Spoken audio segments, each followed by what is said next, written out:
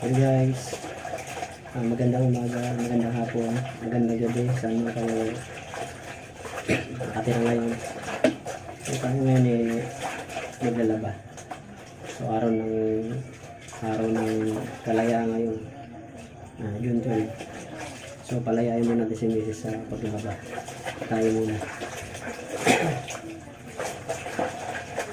Sana samahan niyo ako habang naglalaba. May share ko na sa inyo yung kung bakit vlogger na ako sa bahay. Alam nyo guys, kasi nawala na ako ng trabaho. Kasi yung kumpanya namin nagpalit na ng company name, nagpalit na ng buong entity, rehistro, as in entity talaga. Iba na yung pagkakakilanlan. So pinusap ko March 4, sabi ng employer namin kailangan nila magpalit dahil pinag-initan daw sila ng local government ng QC pati BR. So mangyari kailangan nila magpalit. Ngayon dalawang option lang, pipirma kami ng agreement para continuous yung line of service namin sa trabaho. Yung pangalawa, i-transfer kami sa branch daw nila sa malayo, probinsya. So, kinausap ko yung employer namin, sana bayaran kami na lang. Kasi total, 23 years na ako sa trabaho. Kumarit, bayaran na lang kami. Dahil, matagal-tagal na rin naman ako nag-ano sa kanila nagtrabaho. Malit pa yung negosyo nila, kakasama na kami hanggang lumawak na yung negosyo nila mula north hanggang south. So gusto namin babayad kami. Sabi ng employer namin, wala raw ganung batas. Tapos yun, nilipat lang kami. Pero sabi niya, babalikan daw kami tungkol doon sa mga pinag-usapan namin. Bubalik sila April 12 na. April 12, may dala silang letter, notice ng transfer. Sabi, basahin nyo yan. Tapos pagbasa nyo, firmahan nyo lang, sabi sa amin. Sabi ng isa, kasi notice sa transfer lang naman, sabi nyo. Yung pinirmahan namin. Pero ang nakalagay ito sa date, March 23 nakalagay sa notice to transfer. Tapos yung kailangan lang mag-report doon sa yung nakalagay naman doon sa notice to transfer kailangan April 23 makapag-report na kami doon sa branch silang sinasabi sa probinsya.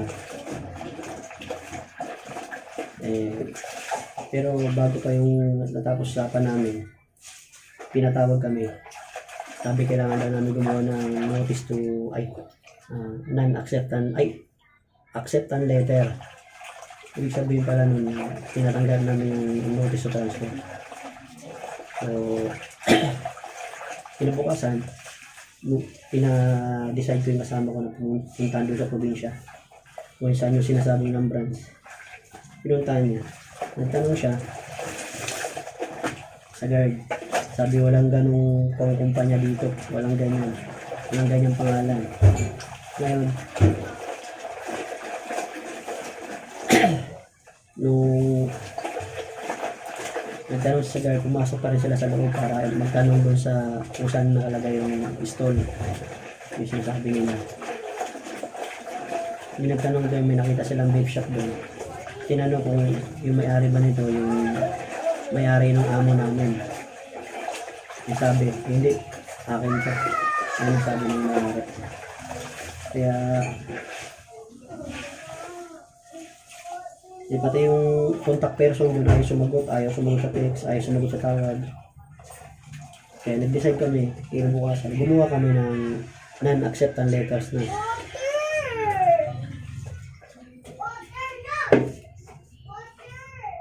Para hindi namin tanggapin yun kasi ayaw makipagtulungan eh.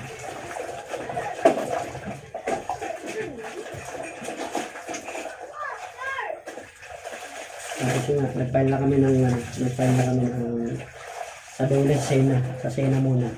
So kinausap kami, ay umpisa hindi sila naka-attend kasi nga hindi raw nila natanggap yung yung tawag nito, yung hindi nila natanggap yung letter galing sa Dole, Sena, Shadow. So pangalawa, in-schedule ulit. Yun, naka-attend na sila. Hanggang umabot ng katapusan ng pag-usap namin yung hindi kami nagkasundo. So sabi lang, ang pinakahuli pa na sinabi, sabi ng Shadow sa Sena, tinanong yung employer kung magkano pwede bayad sa amin, kung magkano settlement. Sabi ng HR, kausapin niya raw yung may-ari. Yun, naghintay kami, na-email kami kung paano settlement. Wala kami natanggap. Ang natanggap namin yung termination letter na yung AUL.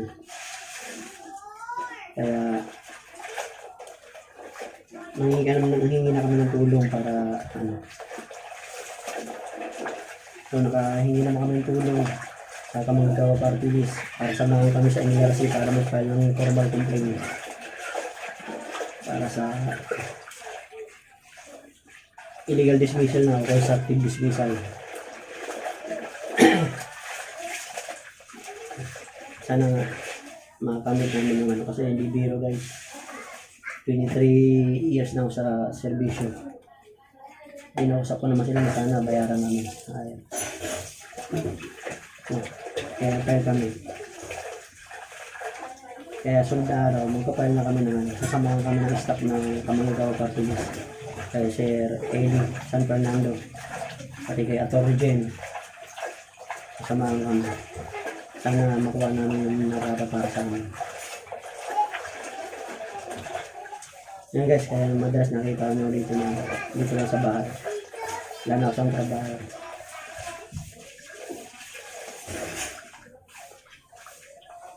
Hingi na sana po guys, sana ma-subscribe nyo, ma-share nyo yung video ko, ma-likes o ma-comment.